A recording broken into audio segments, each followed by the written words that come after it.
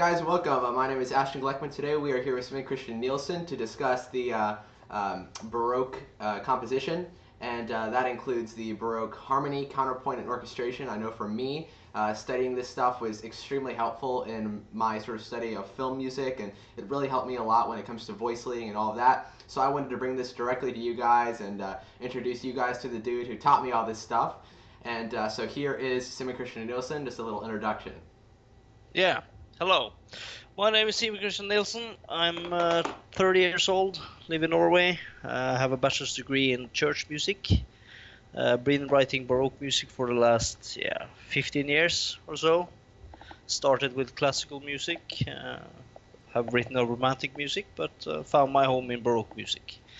Yeah. What was it about Baroque music that attracted you the most?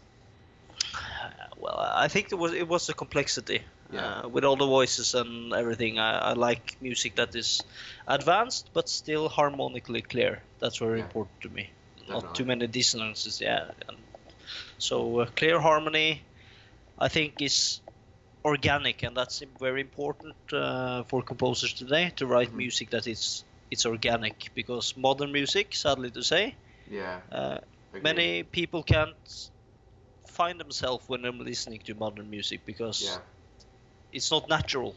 And in a sense. And Baroque music, like classical music, has this specific sort of elegance and sophistication to it, simply because of the sort of mathematical complexity of the multiple voices working together to really function as one, which is what a lot of those early Baroque composers really introduced.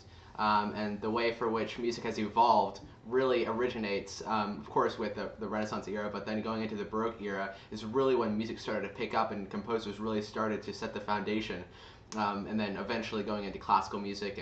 And so it's definitely probably the pinnacle of sort of the early music, definitely Baroque music. Yeah, it is.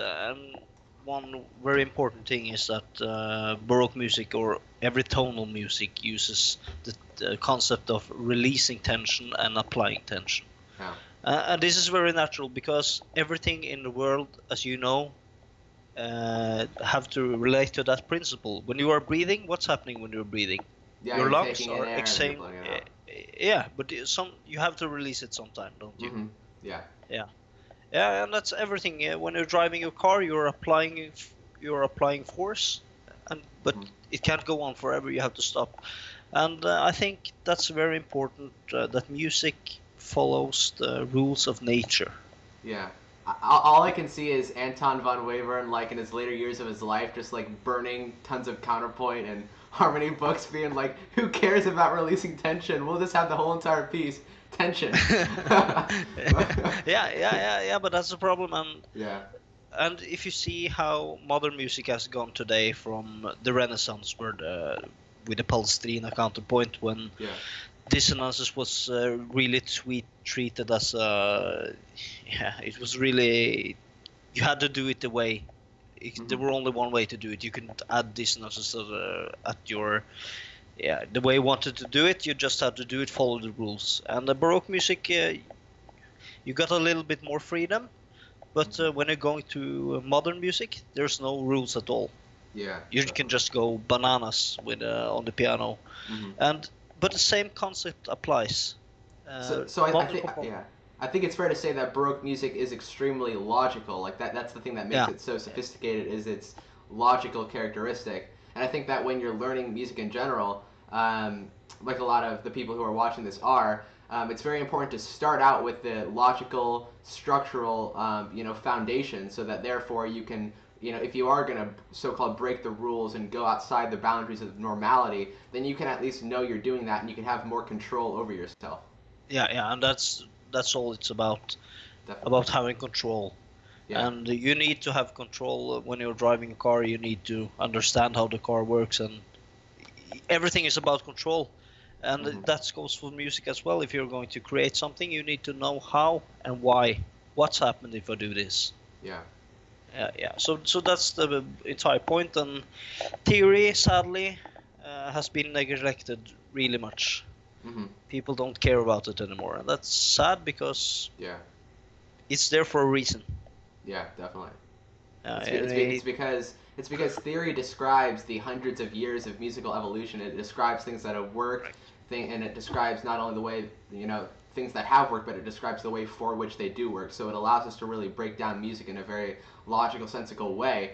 And I think that a lot of the times, which is really sad, I've had a lot of different conversations with people about theory, and I think that the sad thing is that a lot of people smash theory as an excuse to not learn it. Like, a lot of people will be lazy and not learn theory, and then they'll just go ahead and smash people who do actually study theory and do spend their time trying to better understand the functionality of music in general. So it's sort of sad, but from a psychological point of view, as humans, it's sort of easy to understand why it makes us feel better to smash the things that we don't really want to spend time doing, or don't have the time to spend doing. But I think it's definitely important, as you said. Yeah, it is, and that's the entire point, the concept of what I'm talking about, tension. Yeah. You need it in every music. If you don't have a dissonance in music, the music is boring. Yeah. And so with Baroque music, you'd have like, minor second to, and that would be sort of your dissonance, and then you relieve that, and then you'd have like suspensions and stuff like that, which are going to be your dissonances, and then you relieve that tension. Yeah, correct. And that's something great. We can take a look later at Vivaldi's Stabat Mater, right? Yeah, definitely. And you see when he uses a dissonance, it's because the text means something. Mm-hmm. So when the text is about the Virgin Mary and her pain, and Jesus on the cross, and when he talks about the cross, he suddenly added dissonance. Definitely, yeah. Yeah. Yeah. What were you saying? Sure. Yeah, but that's the entire point. We use dissonance to express something. We use harmony to express something. These are tools for us as composers to express. Yeah. And not just, and then if you're going to do that, you have to know how it works. Yeah, it's sort of like, in a sense, like dissonances are that special thing. Like, a lot of the times, let's just say in modern film music, right? If we have just one time signature and it's just 4/4 the whole entire thing, it's going to be hard to really like sort of move your audience and really surprise them and really ignite their inner emotions. So mixing it up a little bit, and perhaps if you're scoring a horror movie, if you just have 4/4 the whole time and you aren't switching things around and putting things on the offbeat and sort of adding some flavor to it, it's not going to reach your audience as much. So I think that adding that little bit of dissonance, like those minor second intervals and all those really awesome suspensions that they use in Stabat Mater, especially the one that Pergolesi did, which is probably my favorite. But it definitely has that whole aesthetic to it, that very heart-wrenching, amazing feel. Yeah. And that's the entire point. But to do this, we have to go back to the very beginning. And Baroque music is actually kind of simple at its core, because the thought is you always have to have some relation between the chords. Yeah. That's the only way to do it. You can't move from one chord to another without having a relationship. So, how is the way to move? How can we move from one chord to the next? Yeah, we can move in the intervals. And what kind of intervals? We can move in fifths. That's very logical, because that's a dominant. But not parallel fifths, because Bach's going to kill a cat. Yeah. Not parallel fifths, but the harmony move in fifths. C or fourth, of course. Upwards, it's a fourth. So if you're moving from C to F, that's a great progression. If you're moving from C to E, is that a progression? Yeah, of course it is. They have some relations. C major with E minor have some relations. Yeah, definitely. The E minor is going to be your median, so it's pretty logical. Yeah, so we're going up a third. Okay, that works. But the best way to move is in fourths or fifths, or in seconds. And so if you're always thinking like it's a cadence, okay, I'm going from C to F. Okay, that's a cadence. Yeah. C major is the dominant to F major. So if you're going moving in fourth again, you will go to B. Why? Because F and B flat or B natural, is the dominant. Okay, from B you will go to what? Yeah, we'll go to E, of course.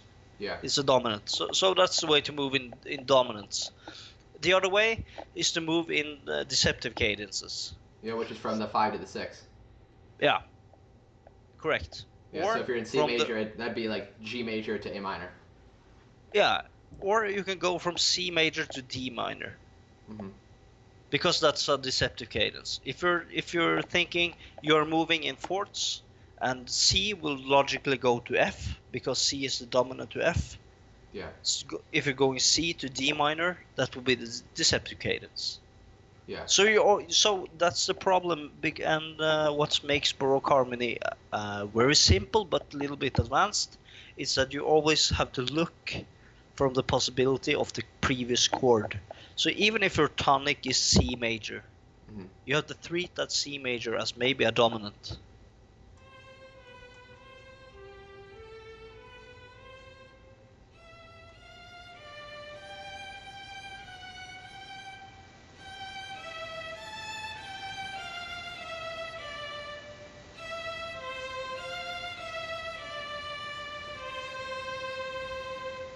What we're going to do is we're going to harmonize it. And what we need to think about, the first thing we need to decide is what's the tonic here. The most important thing, it's ending on the C. Starts and ends. Yeah, it starts and ends. It could start maybe on the dominant, so it could start on G. But as long as it ends in C, we can say this is a C major tonality. Just besides we are taking a walk to the dominant with the F sharp, but that's a minor modulation. So what we're going to do is we're going to look at the possibilities. We say it's C major, so the first chord would naturally be C major. Yeah. Okay, so let's say just write the bass. Okay. And that's a great way to harmonize, to write the outer parts first. The melody so set. We're going to have C, and then we're going to go ahead and do probably E here, and then do G. Yeah, that's good. And the next chord, what will that be? Since we go to B, we'll probably go to the dominant. Why? Because the dominant's probably the logical way to move, and B is the third of the dominant. Yeah, so what we need to do now, if we're going to do this Baroque way, we need to see what's the first note. Okay, the first note is C. Yep. And then we have a B, okay? Yeah. And what's the next note?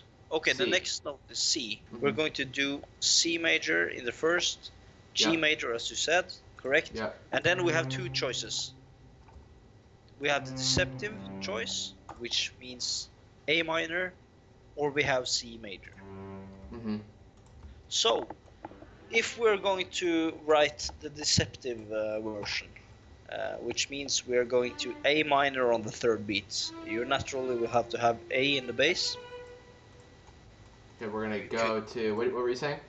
Yeah, we can try to go to A minor. Okay.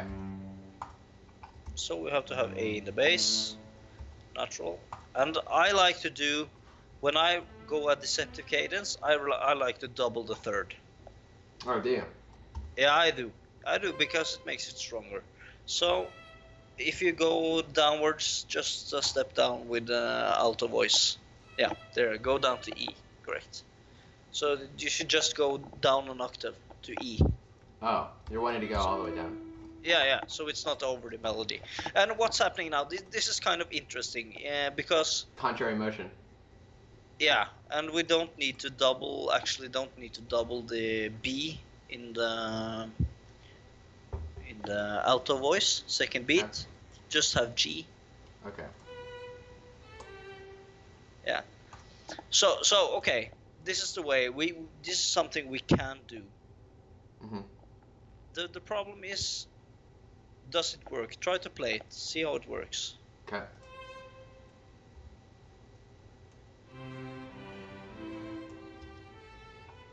Okay, what I want you to do is add a couple of 8 notes. You will add a passing note in the correctly. And what happens to the chord when it makes this a passing note? Yeah, so pretty much what you're doing here is you're adding the F, so you're making it a dominant chord. Yeah. You're making don't add the passing note on the first beat, just the third. So it's just okay. Play it now. Okay.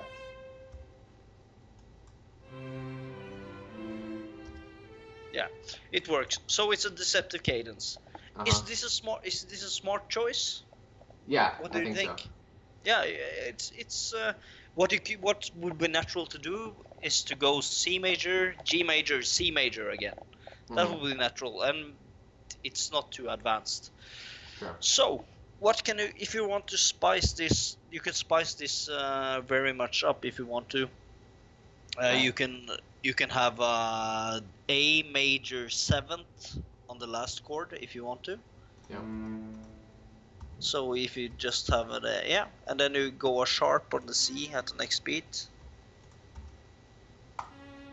Yeah, and then you have a E. And then what you're doing now in the next beat is you're writing G. No, go in the alto voice. Oh, gotcha. 8th note G. Yeah, and then you go to F. And then you keep a quarter note, quarter note F. And then you go to E. Correctly. Then you go to the bass, and you will write, in this case, you will write D in the bass, go down to D, and then you go G, and go down to C. Yeah, correctly. In the viola, you are starting on D, and you are going D again, and you and you go 8th note here because we're getting a parallel. So go 8th note down to G. Yeah, and G on the last beat. Yeah. So try listening to this one. Sure.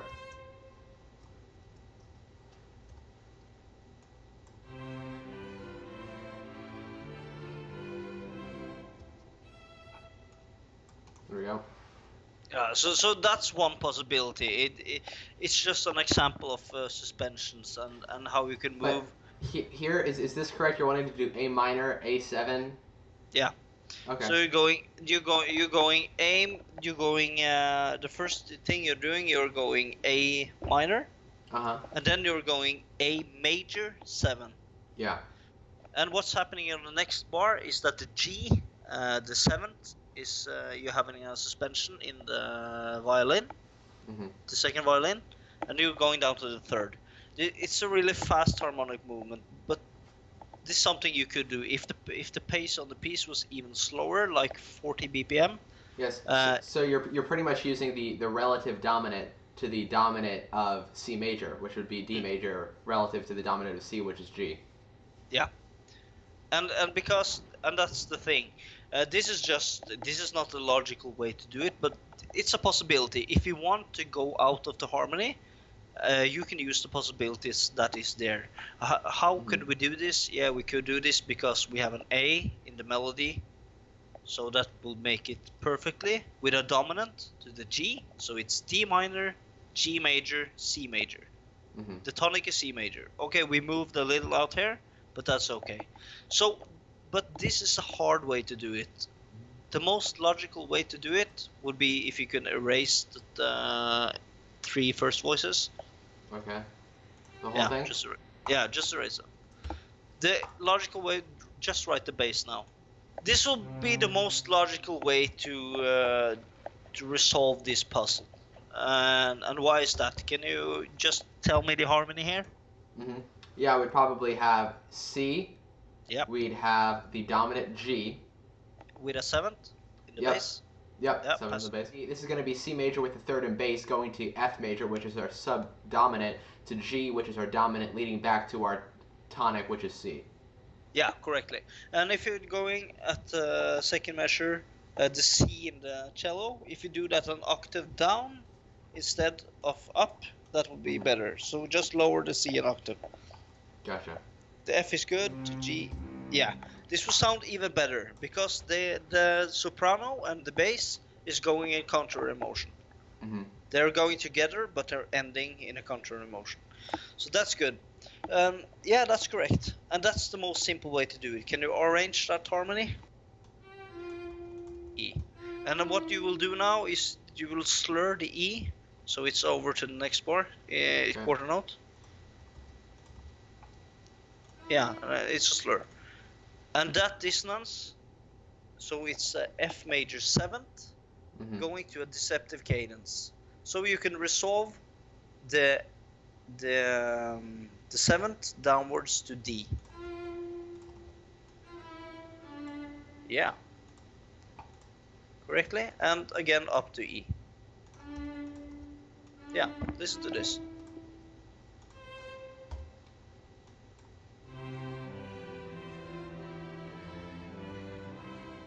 Yeah, so it works. And what we did now is to add the little spice with the second violin, and we did an imitation of the bass line as well. So is it another possibility that we can imitate this in the viola as well? If you're writing, you can, yeah, that would be a great way to do it as well. Take in the viola first bar, third beat, you're writing C. You're writing eighth notes or quarter notes? Yeah, you can dot the quarter note. And you can have C, yeah, and the last 8th note will be D. Yeah, okay, and this is kind of funny because when you're looking at, this is a kind of imitation again, because the second violin, it goes G, F, E, and then you continue the downward movements in the viola, D to C. So it's you know? Try to play this.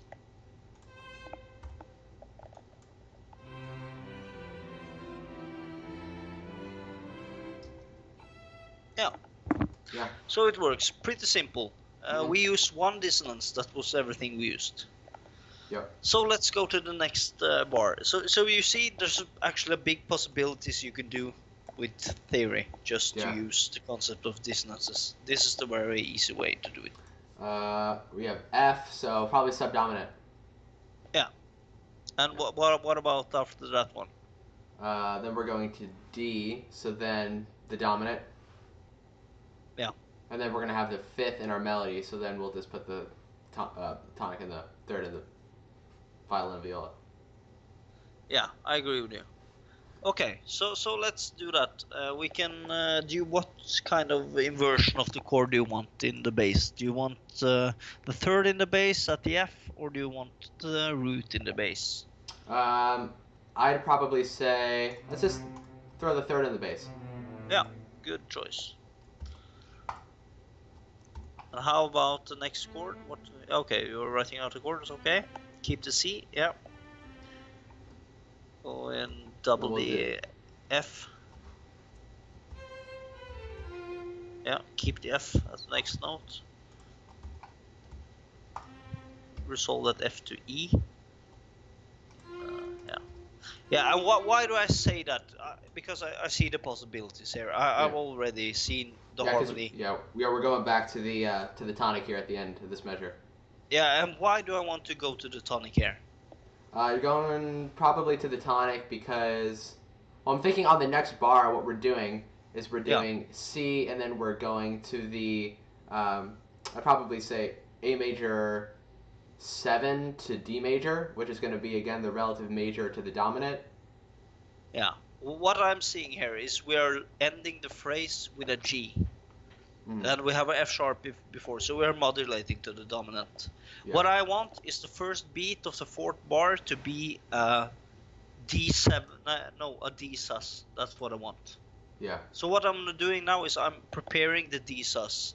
So that means we will have a C major on the 4th beat, and then we will have the D in the bass. So I want the upward line in the bass. Sound right? Yeah. So do you want? Yeah. So you want to do like something, probably just plain and simple up going emotion. Yeah, correctly. And I want to have. Wait, here we have D, so we're gonna want to do the dominant. So. Yeah, I want you to put the B in the bass. Because we want to upward line. Yeah. Okay. And you can have the G, I mean, in the viola. So it's G. Correct, and you can't have. You have to. Yeah, C. That's great choice. That's actually better. And now you can, if you want to, let's put the A. Put the A in the viola. Okay. At the next bar. Yeah. So down to A. A again. No, you can dot that one. That's great. So if you have the natural way to go, we can do some 8-note motion in the bass. So if you're trying to write D, C in 8 notes, yeah. Gotcha. D, C, D, and down octave D. Correct, and G.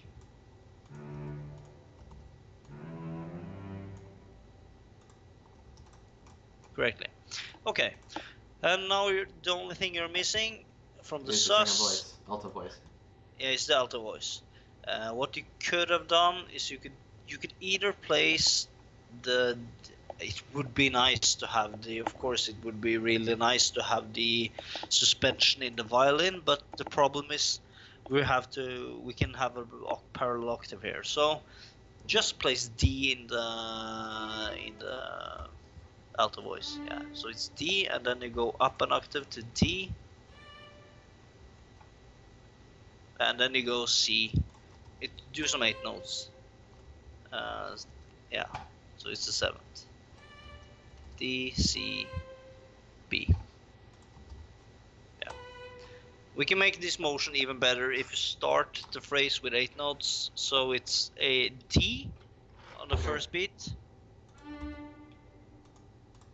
And then you go up to E. Oops. 8 notes as well. Up to E. Yeah. So now you have a downward motion. Yeah. Yep. Okay, try to play this one.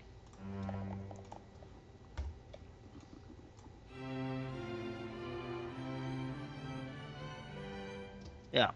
And you can slur the G in the violin voice, the melody. Just slur the G. All the way to the violin voice, the first one in gotcha. the melody. Yeah. The suspended G. Yeah.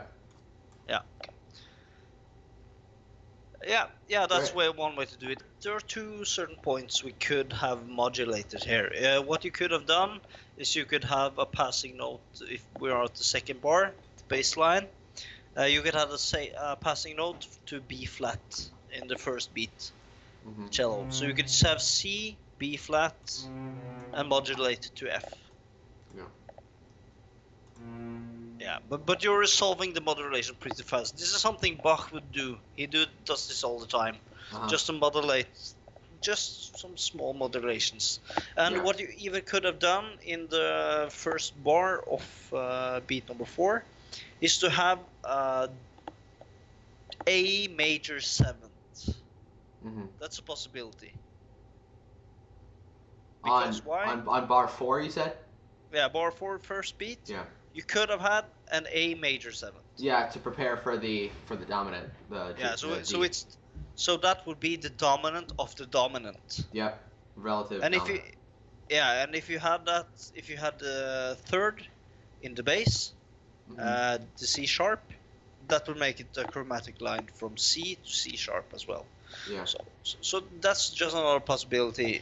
There's a lot of possibilities, but this is the best way to do it, plain and simple. Yeah. We have a suspension here. We have a suspension in the alto voice on the second beat. Now the second beat of the second bar, the 7th. So that's the suspension. Yeah. Oh, I mean 3rd bar. Okay. Yeah. So you can slur the F as well on the 3rd bar, alto voice. Okay. Yeah. Okay, let's go to the next one. Okay. So now we have modulated to the key of G. Yep, G major. Yeah, I agree. What I would have done is I would start on the G. That's for sure. And it's logical to go to the subdominant, as you said, go to C. And the C major makes it perfectly to resolve the F sharp and go to F major. and then maybe a G. I need to check the next note. If you can scroll down, so we can see the next bar. Okay, it's an F. So that means it's an F. You need to have a C on the last beat. So what you can do is G major, C major, F major, C major, and back to F major. All right, so G major. Yeah.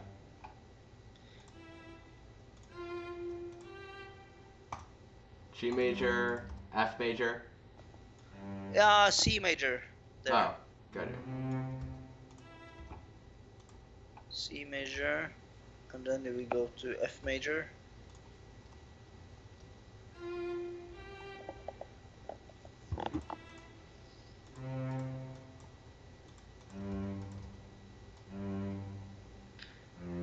F major, and then you will have to have a C major. Maybe you can have a third in the bass. Oh. So with the E is the last. Yeah, no, not the third, not the A, but I meant the next. So you mean the C in the bass? With the E in the bass, yeah. E. Yeah, that's the way. Yeah, and you go F correctly. That's possible. Then on the F, are we wanting to do? Probably just end up doing C.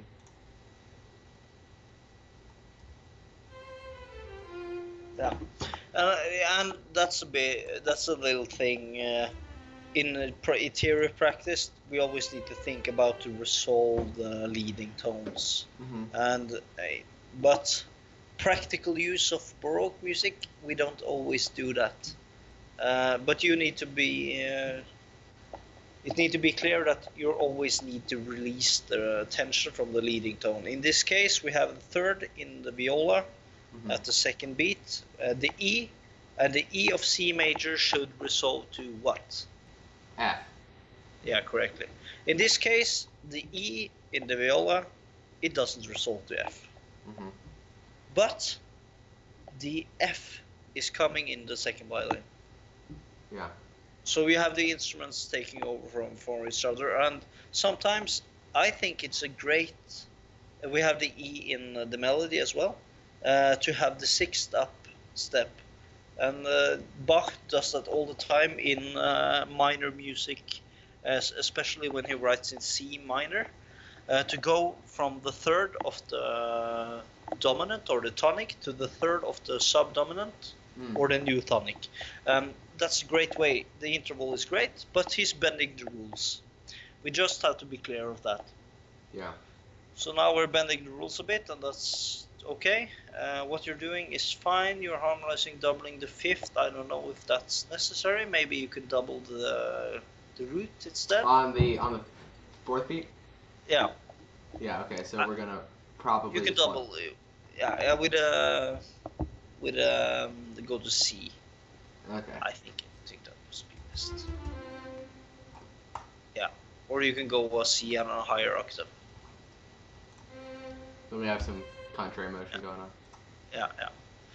Okay, fine. There's no parallels. Perfect. It's okay. We don't want any kittens to be killed by Bach, so we're gonna keep the parallels out of the way. That's correct. Okay, now the most important thing now is to read the chords again. Yeah. We ended on C major. That will make the first beat of this. We modulated out of G major at the third beat in the previous bar. Oh, okay. So the new tonic is C major again. And C major was the fourth beat of bar 5. And what we need to do here, we have an F in bar 6. The logical step would be either a fourth up or a Deceptive Cadence. So it's either C to D minor or C to F major. Probably C to D minor. Yeah, but look what's coming afterwards. You're going down to E, okay. E minor? No. C because you're at. No, we'll do. Oh yeah, I guess we don't have that fourth beat. Okay, so probably it'd be better to go C, G major. Well, that wouldn't go well because that's Wonder what we do here. Yeah, you could have done that. What you're saying, G major 7th on the first beat is possible. F major is possible. What you could have done is harmonize like this: F major, C major, G major. You're ending on the dominant, and that's okay. Yeah, do that. That's the most simple way to do it. F, C, G. Yeah.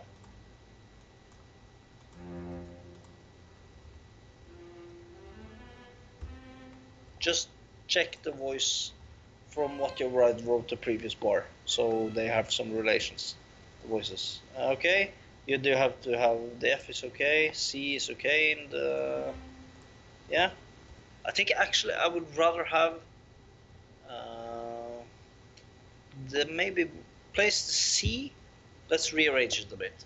Go to the second violin. Place it C. All right, on first beat. The first beat. Yeah, C, and then C again. Yeah, and then you go on the viola. You are going to write A. Okay. A, and then you're going to write G. And then you're going to write G. Yeah, that will sound better. Just check at bar 5 how the voices are moving. Okay, it's okay. Yeah. So just play that phrase. Okay.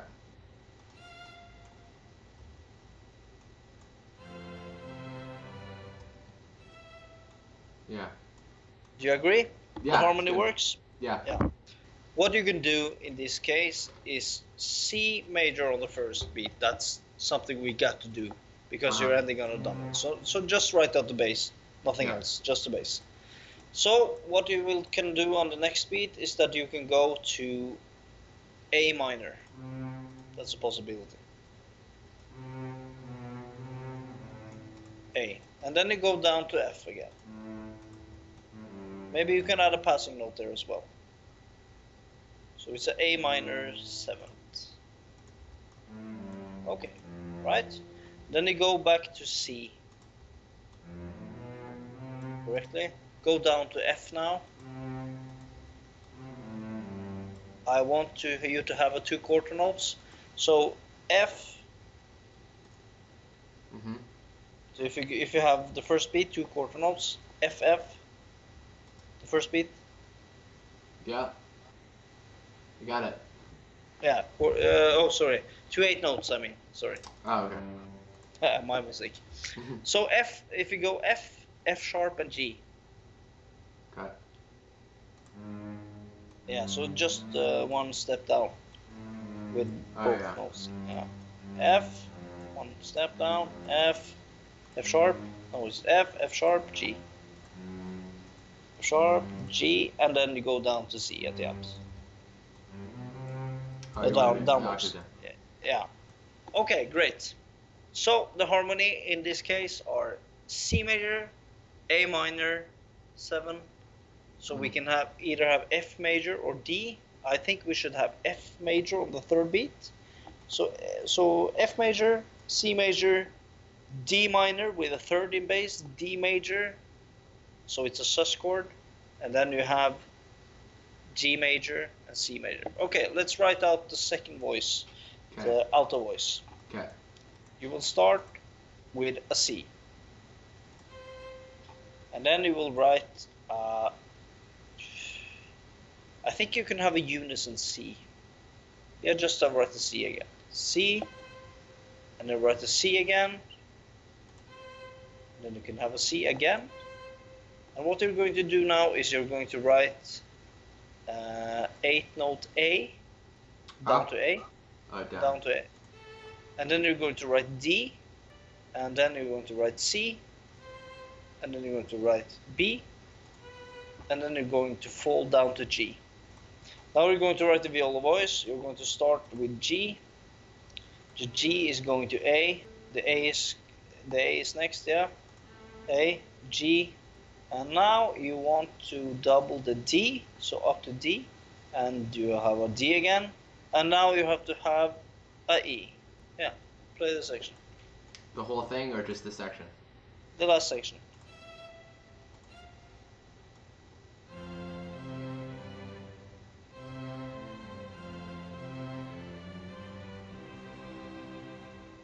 What we actually have is a subdominant with a 6. And then we go to sus, and then we go to G, and then C. That's what's happening, but we are adding even more. We have a subdominant with a 6 that becomes the dominant with a 7th, and it resolves to the dominant, and then it resolves to the tonic. So it's only logical, but to add sharps and add suspensions, we are making the harmony more interesting. What we went to was we harmonized the chords. We took a look at the possibilities. We did a simple version that works well. The first, we took the root in the C major, the first beat. We harmonized from there. The things that were important to look and to clarify was when it modulates and ends on a different tone. Modulating over here. Yeah, over here and the end of bar 6. Going back to C major. So what we did is we went through the whole entire chorale, we took a look at our melody, and we decided what the best harmonic choices would be for that melody. And we went through and we harmonized the voices, we made sure that we had good voice leading, and we also added in passing notes to add a little bit of flair. And so that is going to be the first lesson in our Baroque Composition Masterclass series. And I look forward to seeing you all next time. Thank you guys so much for joining. I'm ashtongleckman and Simen Nilsen. Thank you so much for your time, and I will see you all later.